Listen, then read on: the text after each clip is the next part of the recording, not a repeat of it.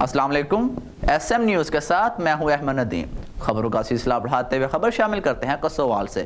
Anti corruption Sahiwal نے شہری سے بھاری رشوت لینے پر چچیا وطنی سرکل کے ایس ایچ او محمد عباس کے خلاف مقدمہ درج کر کے تفتیش شروع کر دی۔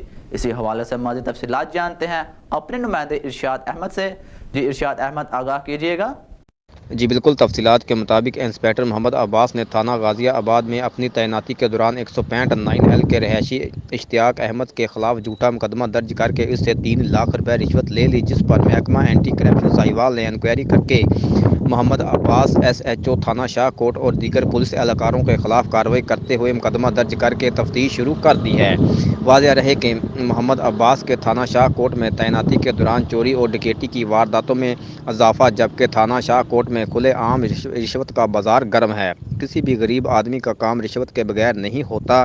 تھانہ شاہ کوٹ کی عوام نے کئی بار ایس ایچ او کے خلاف احتجاج کرتے ہوئے آر پی او ساہیوال اور ڈی پی او ساہیوال صادق حسین بلوچ سے مطالبہ کیا ہے کہ ایس ایچ او کو معطل کر کے اس کے خلاف انکوائری کی جائے۔ کیمرہ مین آصف مغل کے ساتھ Irshad Ahmed, Mughal crime reporter, S M news. جی